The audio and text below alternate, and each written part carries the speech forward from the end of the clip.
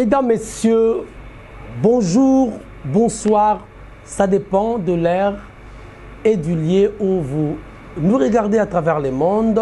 Je suis très heureux de vous retrouver pour ce nouveau numéro dans cette émission Les Talk. Ici, nous prenons des questions d'actualité, bien sûr, des questions importantes, politiques, mais aussi sociales. Nous le mettons sur la table et puis nous en débattons, soit nous en débattons avec les invités et aussi soit nous faisons ou soit nous en faisons le décryptage. Mesdames, Messieurs, avant de commencer cette émission, je dis un grand merci et joyeux anniversaire à toi, Julia Kaningo. Je ne cesserai pas de le dire, hein, je dirais joyeux anniversaire, joyeux anniversaire. Joyeux anniversaire, Julia Kaningo. Joyeux anniversaire. En fait, je dis bon anniversaire, jovial anniversaire à tous ceux-là qui sont nés un certain 26 mai d'une certaine année, bien entendu. Mais désormais, dans cette émission, avant que nous puissions commencer, nous allons toujours commencer, c'est une nouvelle rubrique, nous allons commencer à vous donner des informations liées au climat, liées au temps. Nous sommes aujourd'hui le 26 mai. Vous devez savoir que le 26 mai, c'est le 146e jour de l'année normale, ça c'est vrai. Et comme nous sommes dans une année bissextile, nous sommes au 147e jour du calendrier grégorien.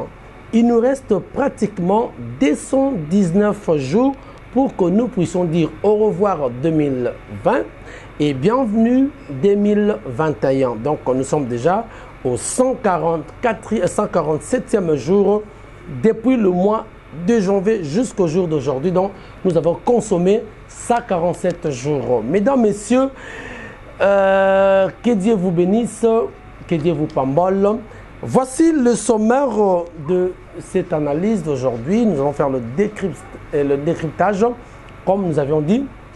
Dans cette émission, soit nous mettons les questions importantes, nous en débattons avec les invités, soit nous faisons le décryptage. Nous faisons le décryptage avec moi-même, Tolobe Libino, Ndenge Ekozala. Alors, pour aujourd'hui, voici les principales articulations de cette analyse. D'abord, nous parlerons na bamor le oyo toko kuta déjà na 4e toki na 8e si je me trompe pas journée à lelo liwa oyo kuya na kati ya présidence 8e hein? Donc na kati ya présidence toko e bateza kaka coronavirus ou bien il y a quelque chose. Quel est le message qu'on peut donner na komonaka lelo Batoba Kokufaka Kana Kamoko Nakatia président. Alors, président Félix, message ni Balimba Pesaï. Alors, toujours dans cette analyse, nous allons parler aussi de l'initiateur. Il y a pétition Oyo, il y a déchéance pour le premier vice-président et Assemblée nationale, Jean-Marc Kaboun Ouazali, président AI. Il y a UDPS, parti présidentiel. Initiateur Jean-Jacques Mamba oyo alingaki ke ba destituer ndeko Jean-Marc Kabound oyo pe lobby bobonaki destitution salamaki. Donc mais Jean-Marc Kabound, nous vous rappelons qu'Azali en détention, Azali en résidence surveillée, bayaki kozwa mano militari. Après ça on parlera bon, bien sûr pour le belandenge bagaro ilega ki na kati ya assemblée. Lobby, na ouverture, il y a session. La présidente Jeanne Abunda a sa ouverture, bagarre Bimaki entre Bandeko et opposition, ça dit Bandeko et UDPS, avec Tony Mwaba à mon chose qui rejeté. Par rapport, il y a procédure. Hein? Il y a procédure. Moi, ma conférence qui est, moi, gymnastique, éviter ce qui peut. Et enfin, nous allons chuter avec le procès Caméré. Maintenant, on a procès Caméré parce que tu vois, ça est là. Donc, non, on va commencer avec Jean-Jacques Mamba. Donc, voici le sommaire. Mais avant, on a Bandango, merci beaucoup na Mama Charlotte Ndenga, molandi monene ya chaîne Oyo. Mama Charlotte Ndenga, Oyo kuna na Paris, na 15e arrondissement. Merci également à Alain Senga du côté à Johannesburg. Et je salue la grande équipe qui me tient compagnie. Bob Sakadika, Bob Sakadika, Machine Madaka Daka, Bob Sakadika, que Dieu te bénisse, mon ami de tous les temps, de tous les jours, merci. Et merci également à tous ceux-là, mais papa, maman, abonnez-vous massivement, abonnez-vous parce que nous sommes toujours objectifs et non subjectifs. Non, c'est comme ça que les choses se font. Il faut appeler ça éclaircissement et je vous signale que les procès prévus, il y a avec Pascal Mukuna Ozaki le 29, au vendredi, ils ont reporté pour le 5 juin prochain, c'est-à-dire un mois prochain, ce n'est plus pour ces 29. Et puis, Bande Koto Komona, pendant évêque Pascal Mukuna à côté prison, aucun pasteur a fait la déclaration. Aucun pasteur n'a grand. Mais merci à Kabundu Walesa Oyo à rendre l'élo visite pas à mon amour Pascal Mukuna Basoli Nini. Tu vas prochainement parce que tu as une image prochainement tu vas terminer le solennité mon amour Kabundu Walesa à quelqu'un qui est passé dans la prison parce que là Kinini, là Kinini à conseiller Kinini, là Kinini beaucoup Landango. Toujours na catastrophe 13 alors, commençons avec l'histoire de notre député, il y a MLC, Jean-Jacques Mamba Boyebi. Lorsque le président de la République, Félix Tshisekedi, pour la deuxième fois, a prolongé état d'urgence. Vous voyez ce qui s'était passé. Président Assemblée nationale, le président Sénat, s'en charge. C'est-à-dire, bon, on a télémela qui moi, ma cambouya président, pour dire que normalement, pour le président à l'état d'urgence, il doit, c'est ça la loi dit, il faut au préalable à consulter le président. Il y a deux chambres. Mais tout le monde qui est en Mboka, il faut tout le président il faut aller dans le congrès. Par après, Jean-Marc Kabound, qui est le président AIA UDPS, il est le premier vice-président de l'Assemblée nationale, c'est-à-dire deuxième personnalité, Nakati de l'Assemblée nationale. Alors, qui va proposer à déclarer pour dire que pour le congrès, à Télémela Kiango, on a contredit le président de la République, parce qu'avant cela, le président a raconté que déjà deux présidents à la Chambre, mais est-ce que pour le congrès, ça valait 7 millions de dollars pour organiser le congrès. Or, lorsqu'il a dit cela, quelques députés, c'est comme si c'est une expérience. C'est ça, ce n'était pas normal. Mais Jean-Jacques Mamba, à 3 reprises, a commis Jean-Marc Kabound, première fois, a commis pour des explications sans réponse, a commis deuxième fois, et troisième fois, quand il a initié, à mon a signé une pétition en signature. Bandeko ba signé, mais ezala ndeko moko de Congo, Kombo Naye, je crois, son nom maintenant m'échappe. Bon, en fait, ndeko Oyo Lobaki que lui ne reconnaît pas avoir signé. Lui ne reconnaît pas avoir signé les documents wana. Nde mwana mboka Jean-Jacques Mamba bayaki manu militari kozwaye parce que traité qui a usage de faux et usage de faux parce que falsifié il y a certains députés oyo reconnaître que mais ils n'ont pas signé. C'est le bango, ils n'ont pas signé, ils ont nié que biso de signature mais comment la signature na biso et qu'on s'est retrouvé na pétition ou na pona pétition il y a des choix, c'est-à-dire qu'on destituer Jean-Marc Kabundo na poste il y a premier vice-président de l'Assemblée nationale.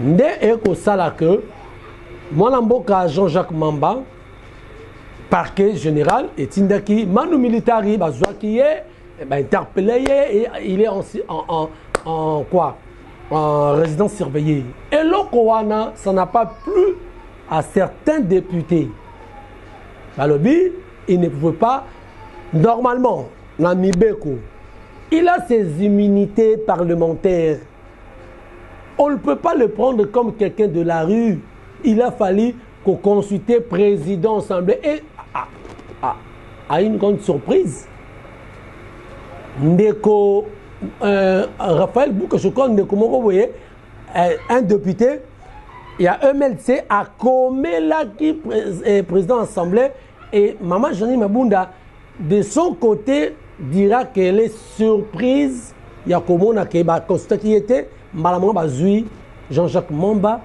Kenaye na parquet et puis en résidence surveillée donc Ezragi normal parce qu'on devait suivre la procédure parce que lui Aza na immunité parlementaire mais là qu'on a sali constat ces derniers temps parce que nous assistons à une vague d'arrestations Toboïté l'indépendance de la justice nous sommes comment profiter d'ango certains magistrats bazo profiter d'ango ils commencent à faire le libertinage selon propre gré na bango c'est-à-dire à mon cas et l'on c'est là qui peut être là ba bengo pour instruction dossier direct allez malamo comme on a ba mapé yo donc en fait est-ce qu'on peut dire kaka la justice fait son travail d'une manière juste dans toute indépendance ou bien peut comme kaka moi gré vouloir moro ya ba magistrat serait le ne pas c'est là qui était ba benga ki yo pa moni ba question ba zone d'ombre pa donc Jean-Jacques Mamba pétition naie comme a traité faux usage de faux avec immunité des parlementaires mettre sous résidence surveillée pendant que d'autres députés kosenga que relaxer tika ye pour azonga ndaku na ye azwa droit na ye kuta na pression imité ce qu'il n'y a pas samba. Voilà, c'était ça le problème. Pour naye albi le motif c'est kinini. Motif il y a mon amboka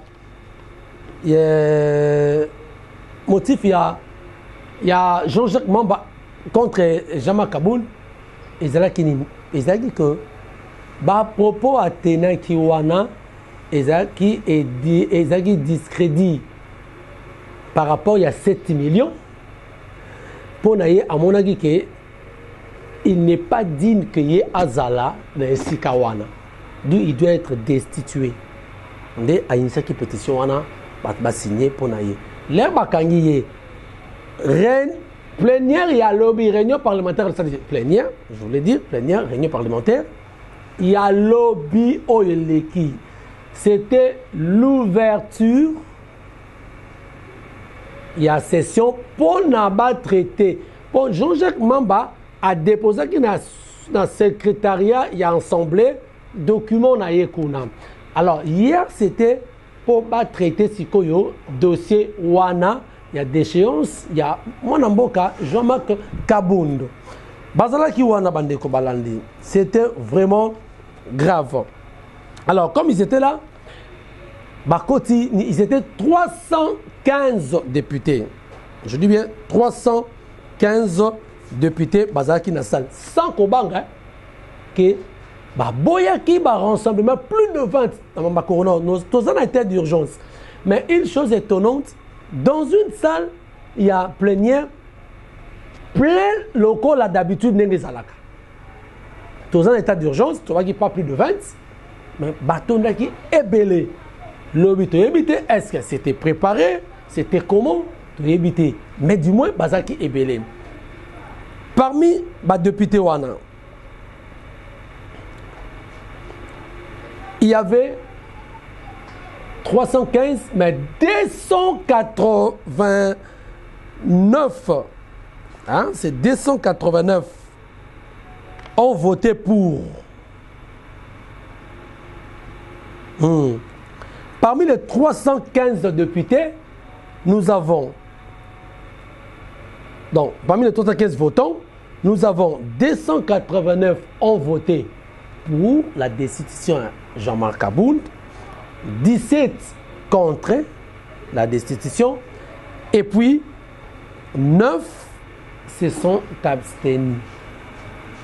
Donc je dis bien, 315 députés présents Nakati, il y a plénière, 289 ont voté pour la destitution du premier vice-président Jean-Marc Aboud, 17 ont voté contre, et puis les 9 se sont abstenus.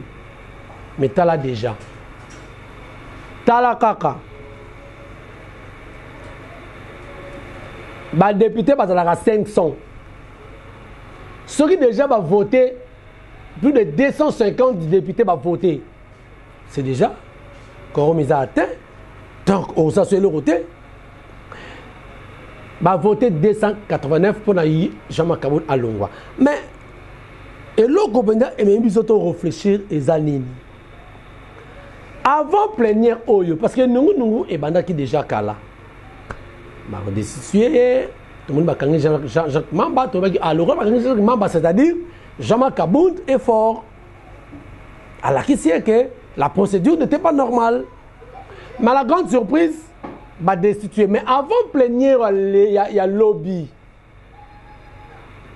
Présidente, il y a Assemblée nationale, a été reçue par le président de la République, Félix Tshisekedi Tshilombo. Avant ouverture, il y a session et lobby. Parce que c'est ça le président qui va statuer sur les dossiers. Il y a Jean-Jacques Mamba, il y a pétition. Ils ont parlé les deux. Se sont dit quoi? Par là, toute la question. Est-ce que le président Félix a livré Jean-Marc Aboud, qui est son lieutenant? Parce qu'on a un accord, toujours on a moi Sima, on a un accord signé, la coalition, c'est FCC, ils ont une majorité parlementaire, ils ont belé. Ce que tu l'as dit bien, Jean-Marc Aboud n'a pas de logique. Ce que ça qui peut dire que va voter qui bouille. Mais Jean-Marc Aboud a premier président et premier vice-président, il y a Assemblée nationale, c'est bien. Parce que qui pouvait le voter? Parce que la majorité des gens qui ont FCC, si réellement ils ont dit que Bappé ça y est, voix à la province, c'était par coalition de ça que ça va, le rôle de présidence, vice-présidence et Zala, na cash. Demandez Bappé ça qui est habillement plus de 300 voix. À ceux qui ont wapi, cash n'a même pas 200 personnes. Cash n'a même pas 200 personnes. Parce qu'il y a des gens qui vont prendre à ceux qui ont wapi. Ce qui 284, parce que je ne sais pas 284 voix. On va voter qui est jour où il y a bureau définitif. Donc, où est-ce que Jean-Marc Aboud a eu toutes ces voix? À ceux qui ont wapi. À ceux qui ont la coalition, à la même coalition, va tourner dos. Alors, qui a trahi qui? C'est le président Félix qui l'a livré parce que là, il y a président Félix, son lieutenant, c'est Jean-Marc Aboud. Jean-Marc Aboud est le lieutenant du président de la République. Du côté cash, c'est lui. Ndazakuna, son lieutenant est là. Parce que, quel est ce jeu où il s'agit que va écarter le lieutenant là? Ah! Ne barbara qui pour joyeux bien, il faut ba neutraliser ba colite d'ailleurs ba garde d'ailleurs pour que ba atteindre yo bien parce que c'est toi mon toi à cible il faut ba anéantir d'abord ces à côté ba to ba la force pour naie so ba anéantir bango ba ko atteindre cible bien.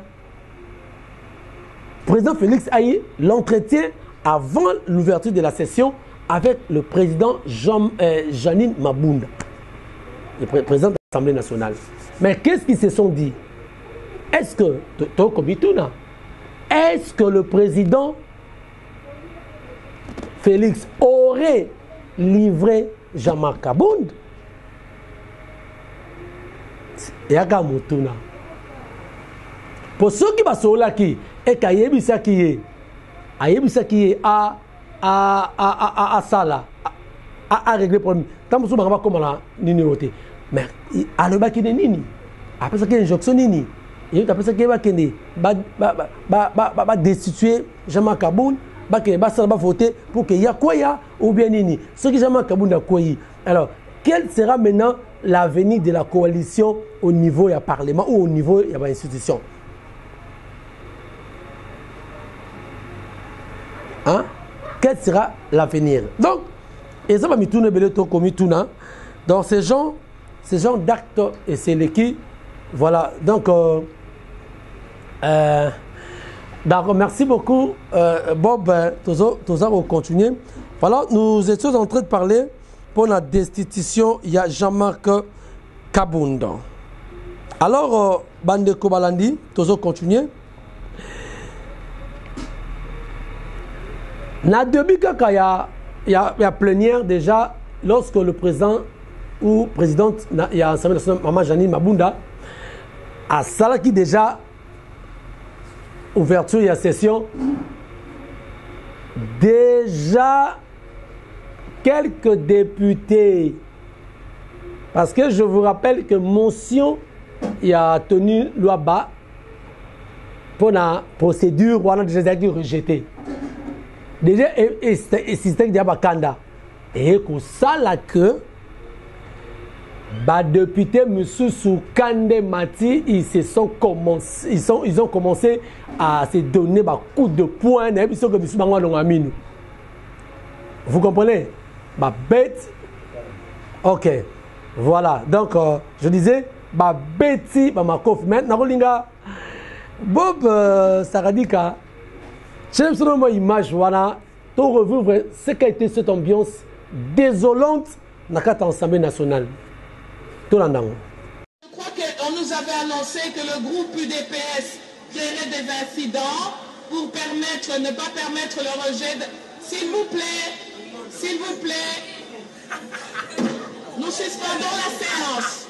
Nous suspendons la séance. Nous suspendons la séance. Pour permettre, ne pas permettre le rejet. S'il vous plaît. Il ne faut pas vous. Suspendons la séance. Suspendons la séance. Suspendons la séance.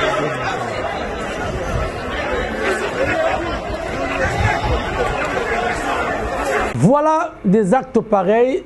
Bamikolo, hein. Bamikolo, bazana bana, bazana ba. Basi, mais voilà une république démocratique. Dernier les gens se comportent. Voilà. Ce genre de comportement, yango pe yaka na gestion yamboka. Dans tous les dirigeants auront l'aventure. Mais je vous rappelle que ce n'est pas la première fois parce qu'il y a eu dans d'autres pays. Par exemple, en Ukraine en 2016, en Ukraine, on a vu bagarre na kati ya plénière. C'est-à-dire, il y a opposition radicale à traiter Mouninga Naye, c'est vrai, à lever motion contre Mouninga Naye, on va comploter Naba russe. À quel voyage à Sali, à ordre, mais à Soya à Kosa. Parce que l'air à Zolo Belaye, son adversaire, à Monakiango, le rôle là. Azo comme manquer respect, Azo à gauche, ça s'est passé en Ukraine en 2016. Et également, à Ouakara, au Sénégal, lorsque Balinga Kiba examiné révision, il y a code pénal. Mais il y a eu bagarre, une grande bagarre entre l'opposition et parti au pouvoir. Bah, c'était en 2018, je crois.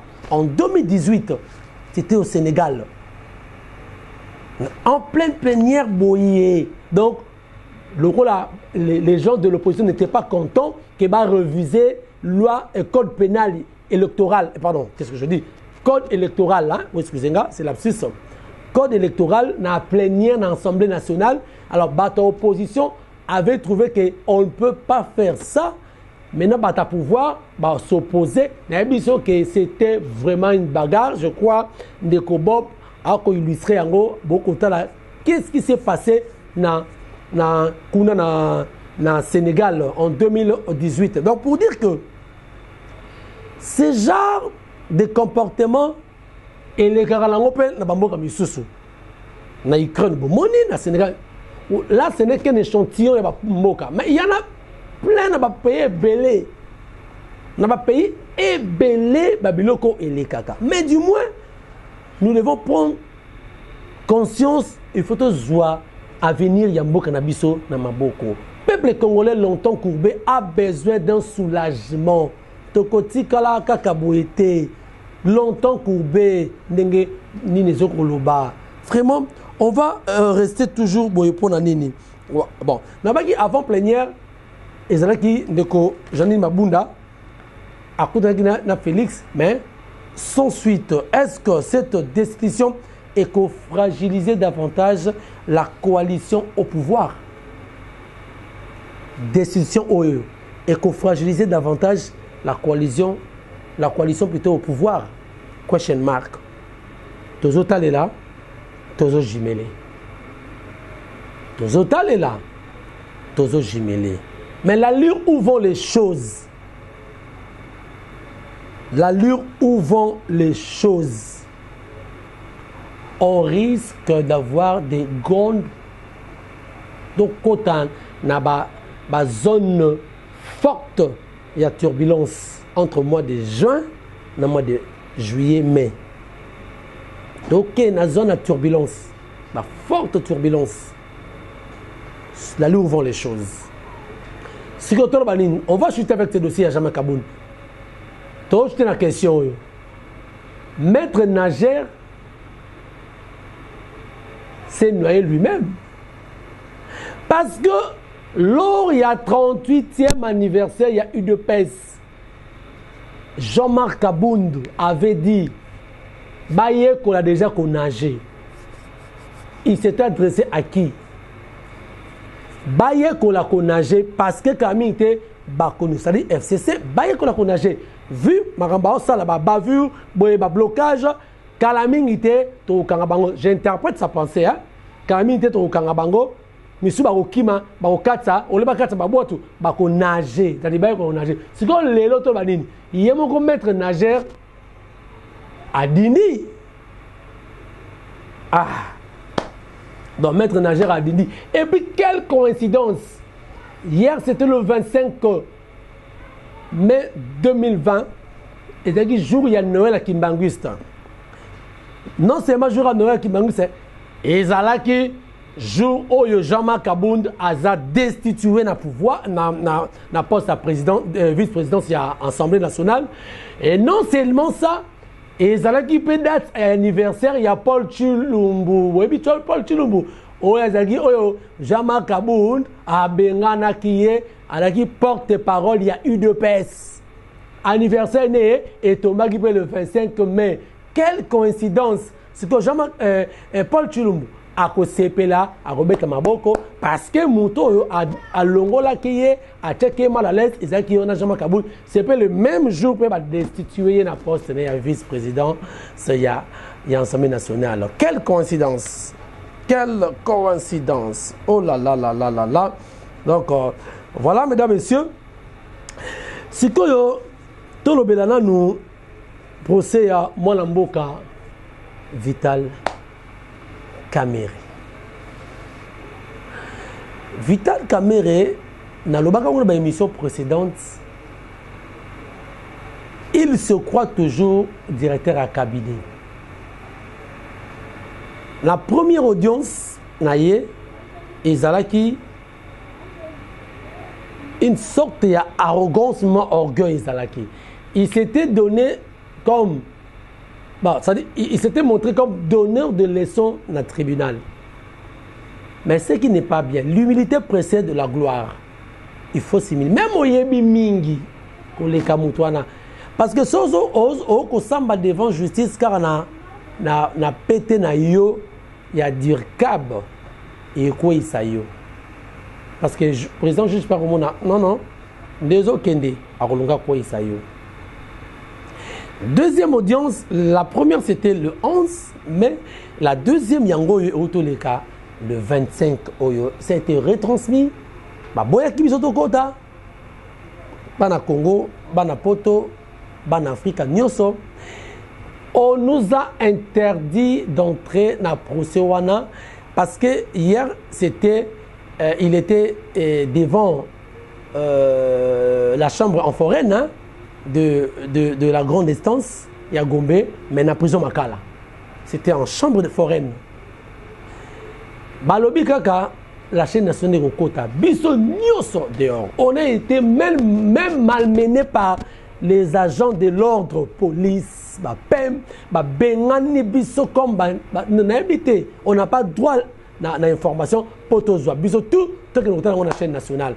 To copier ngo, ce n'est pas bien. Usage de faux payangwana. Biso to piquer ngo na RTNC. To laksa, bon on to laksi bino, mais ce n'est pas bien. Il a fallu batika biso to kota tous les informations, mais ils nous ont refusé. To kenda qui m'a quelques interviews, il y a Bandeko, il y a UNC, au Bazaki di Banda, bien que Benga Kibiso, Ngaru Bakanga Kingai, mais Bako Rilashenga après 4 heures du temps. Alors Bob n'habite tout le monde Bandeko, Wana Ndenge Bako Lobali Banda, Wana Zaki, tout cela qui ont li Banda, il y a prison, Moutaïbi prison bien, prison Eza côté à Petit Pont. Alors, Benga Nebiso, si kokende na landu, Moutaïbi, c'est lemba ou bien yebi na bumbu. Toketi landu, Eza le rôle toke le rôle à 30, non, attends, 15 km. Pokaka, tu jamais, tu profites quand on a toutes les images. Bon, on a des militants, il y a UNC, Balobi, na micro, il y a Bob Saradika, et puis tu zongi juste, tu continuer à analyser des autres pour toujours qu'il y ait Nasuka, tout le monde. Pour ceux qui doivent aller dans Bandakou, on va toujours soutenir. Il y a la police et c'est Moussika. Pour on a net c'est Robinsa des autres, ok, 2 heures des ans en moitié. Tu es soutenir le président Nabiso, Akobi Manaye. Tous ceux qui ont été pour juste là, justice congolaise a pour éviter aux autres qui ont des caméras à détourner Kimbongo. Donc, pour éviter que tous ceux qui Akobi Manaye, tous ceux qui ont soutenir. Ouais, la police est dispersée. On ne comprend pas jusque-là. Nous sommes pour recevoir la trouble d'été, mon boulot tu es juste pour soutenir le président national de honorable Vital Kamerhe. On n'a pas compris, la police va repousser à 100 mètres dans l'entrée à prison. On ne comprend pas si c'est dû à quoi. Et pourtant, Bisso, tu as la morale, la trouble d'été. Non, morale, la Bisso est au zénith. Parce que tu as dit que mon Bisso a été innocent, ça le côté. Morale est normal. Makambo bakangela guié, nyoso procureur abandonnango. Les gens qui sont en prison là, il n'est pour rien parce que biloko nyoso bakanga ginaé na niveau parquet, ba abandonner ba charge nyoso là. Ninga za innocent. Non, procès ali mais tisikoyo batika jamais ko prouver papier mongo o la kisike mokonzi na biso Vital Kamerhe aza impliqué na makambo so Oyo d'abord premièrement etindingai na ya ko assister président na ngai Vital Kamerhe. Eza tout d'abord na ebike aza innocent. Ça c'est de 1. Arrestation na ye pour na biso na cadre ya kati ya INC, tozoko juger yango comme ici une arrestation arbitraire et illégale. En tout cas, biso doza biso kimia. Bana INC ne doza kimia. Ba condamner ye baza na preuve te ba condamner ndeni. Nyonso aneza lokuta ba condamner président na biso te lelo. Ko baza na preuve te. So bazo benda la débat ngwe comme musika boy po baza na bango na preuve te. Moi kino bazo kotisela président na biso makamu. Mutu sa détourner mbongo. Bino bobimisa ba preuve. après bokangi parce que preuve exacte oboloba que non il y a des tournaki donc nous sommes les alokuta ba kanga président telelo tolani mwa maloba na bino nde bozo accuser quand moko boloba quand wana nde bazobanga quand eza bana koloba ko citer eza bien te mais procès aux alliés politiques et ça les sous-justice mutawasa musana été c'est comme si bazo so ba injonction mo bezo uta likolo ya justice na biso OK balobi que non justice na biso fait la indépendant ya kosala oyo yango ilingi alors to citer na biso kama bote bango kandi bazo banga peut-être so président na biso abimi atia bango panzi likolo tara 2023 biso zo préparer ngo déjà ce qui preuve ezali wana bazu président na biso bakangi mais ce qui preuve ezate batika mwana bato avanda na ye aza mutu bokanga été na ba preuve té ce que bokanga pona nini biso to solo bandeke non batika président azala libre yende azobangisa bosenga na biso yango wana batika ya bi malibanda biso to banga condamnation te po to yebi bien président na biso to yebi asala azala président assemblée nationale asala makambo ebele na asir bisika sala batu bandimaka ye o nyonso zomona na ka na logique ba diabolisation yango no mona aza arobima tête haute pour eloko akobanga ezate et musala wana ya 100 jours et aye mo côté ezalaki toute une équipe ba superviseur bazali et sengali bato wana nyonso baloba ba réalité ndenge ezali et ande exemple net makama bandako baloba ke mandako koyala na maluku ke mandako ba luku so landi président ndenga loba ki ba changer ki ba réalité mutusu bandako wana batonga kuna na Kanchati bandako de yali etika nde OVD aya ko sala ba traçage na ye to occupé makaba conteneur mususu kangami par-ci par-là na ba port ba lettre oyo pe société wana tindaki pona ke etina présidence pona ke ba ndako wana ba conteneur eya ke tisikoyo l'État congolais n'en répondant te. Si koyo so talika ba réalité ndenge ezo salama et comment on a que non ba makambe belé zo salama tozo ye bandenge même ba juge na biso presque mingi ba réalité mingi ba ye ba réalité mingi ndenge zo kendete. Et yango ba tu mingi ba komo lo ba que non justice na biso comme extrême ba que communauté instrumentalisé pona nini pona bazo yo kaka biba yo ki balobi boy bazana ba preuve te bana eloko moko te yango na loba ke na procès oyo président Kamere akobima tête haute kwa ayebi ke makama mbongo wana bo loba to fa na Congo batako basali so 18 ans combien boye misusu kutu ba ya ba benga bango kutu bazo sani ko kale bango ke to yebi ke bato ba luka ko comme ça ndeti justice ndeti eloko monde tipo na cop moko boya bango eloko wana to lingite fati aloba bien que non état de droit ngoya te que non même ataba makambo to moni o ezo salama o ba kanga kiso moko ba député akoko na mabe na signature wa salaki mais soki procédure ya bien te yebaka déjà procédure sur les bien te ya biaisé caméra mutu mo alaxai que non ba benga invitation aye un homme d'état abangité aye azoki mate ndakune boyebi place afandaka donc biloko wana to mona ya complicité o ezali na kati ya politique na biso kasi eloko wana ekosimba biso te po toyebi ke Kamere aza le pacificateur boyebi musalo Kamere asali mingi na mboko oyo ba négociation nyonso eleka na mboko oyo mutu asala ke ba pour parler salama sans city mata makambo ba dialogue toleki awa Kamere ka mutalem ko na position liboso azoluka ne po ba benga le pacificateur arrêter po na kwanga na likedo pacificateur po la nini alinga dialogue aye atoza nemi na ye akolobelo polele azatende ti ba politicien mususu bazala ba rankine yana ba ndeo to mona ba mandela ba alaki ana ba trompe wana alinga ke no likambo ekolobeli yango azo samba ele kana TV olia koloba ke no te koloba chantage surtout population congolais landa procès na TV comme ça yo moko ça la conclusion ya ba dono ba koloba okoyeba pe ke no nani azolo ba et qui honorable asonga ndako et procédé à Jean-Jacques Mamba et ça nango mabete akomelaka honorable Jean-Marc Abound pour répondre par rapport à l'allégation na ye o esalamaka te et puis aye ko initier pétition na pétition on constate que non na kati ya procédure na ye il y a quelques actes que nous ne nous encourageons pas sur les acquis bongo. Mais arrêter un honorable sans enlever ses immunités, invoquer la fragrance là où il n'y en a pas, c'est ce que nous disons. Nous sommes loin de parler d'un état de droit en République démocratique du Congo. On comprend déjà que non, Ezali guerre de positionnement. Ce n'est pas bon. Nous demandons, nous, peuple congolais, nous, membres de l'Union pour la nation congolaise, de libérer l'honorable Jean-Jacques Mamba. S'il faut l'arrêter, il faut suivre la procédure normale. Et puis, il y a une infraction, il y a faux commis en écriture. Ah, il y a des fautes, voilà, faux commis en écriture, il y a un autre lobby.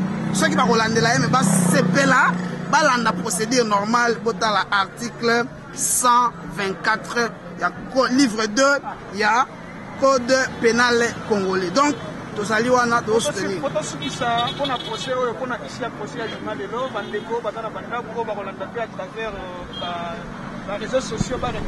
Et là, comment on va retenir que vérité bandi Kobima? Avant tout ça, le procès, tout ça, il y a un débat. Vital Aïba qui 370 millions. Vital Avira qui 9 millions na compte il y a de commence naé. Vital Aïba qui 10 millions. Maintenant quand tu as un procès, débat na elali, to comme na débat ba photo. Oh, to mona ki Jamal na Vital Kamerhe. To longwa na débat mbongo, to comme na débat photo. To mona ki Jamal na photo. To mona ki mais lelo Jamal a lobby mukolo wana na zwaka ba pression na téléphone.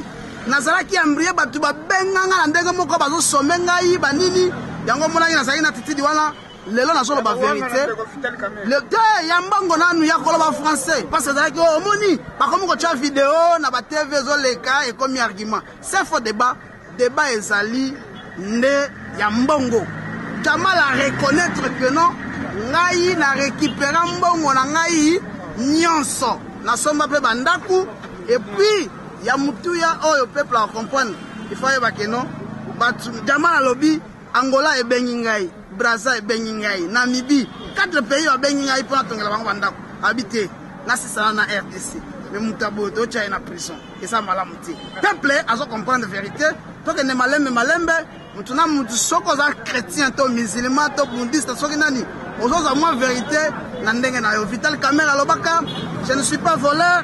Je ne serai pas voleur et je ne suis pas venu en RDC ou au pouvoir pour voler. Nous sommes venus servir le peuple congolais. Yango baza pour servir yé. Jamal a Zumbongo na yé. Siko balobi, Vital Kamerhe a détourné na Jamal. Jamal vient d'accepter, il a accepté que a Zumbongo nyoso. Mais où est la place de Vital Kamerhe pour parler de détournement? Parce que détournement, il va mbongo nanu. Mais Jamal a lobi mbongo nyonso na zongo na batranche nyonso na zongo. Or, Jamal a zolo ba 57 millions. Et puis, de l'autre côté, Bazoloba, 28 millions. Donc, tout ça, on a 48 millions. Tout ça, on a, peuple à comprendre déjà la vérité. Vérité, c'est de Malembe, pour comprendre que nous, c'est un dossier politique, dont on ne veut plus de Vital. Donc, il faut coûte que coûte l'éliminer politiquement pour que Batumsou va se là.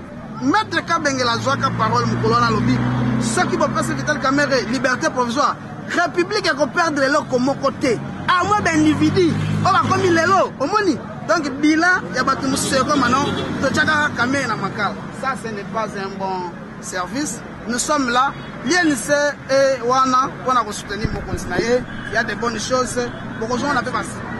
Voilà, je crois que vous avez suivi la déclaration de Wana. Donc, moi, je suis Vital Kamerhe. Et là, comment on a retenir l'avocat général, il y a République, ministère public. Alors, bon, on a bien dans intervention à Bango. Alors, Vital Kamerhe, tu ne t'échapperas pas.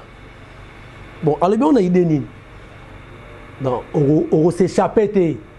Est-ce qu'il y a un complot au préalable pour que ça y est? Ou bien il y a eu un problème oyo ba bloqué pour ba pékisaye course il y a 2023 ndi angwana ba kene boye parce que na monokone l'air avocat lobi que tu ne t'échapperas pas. Ou bien c'est une hypothèse hein. Ou bien on peut interpréter sa pensée en disant que ba question oyo na ko poser yo parce que j'ai de preuves au koki manga té.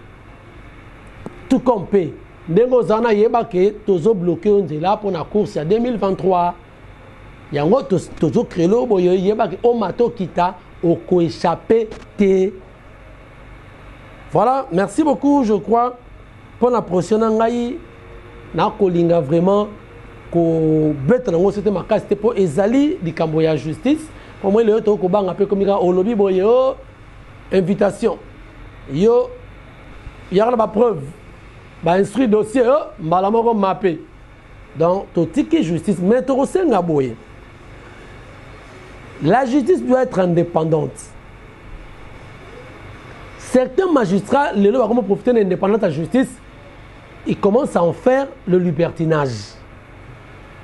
C'est-à-dire, à se plaindre dans le début, à se plaindre à zui, à profiter à frapper. Il faut que la justice fasse son travail. Avec toute indépendance, dans ma commune, sur Asaleango, et vous allez bien mingi. Tout ce qui est justice, et ça là. Le groupe va renvoyer procès pour le 3 juin. On va toujours suivre ce dossier. Totalango, n'est koleka. Ce qui, mon amboka, Vital Kamerhe, à Kokoya est dans la vraie justice.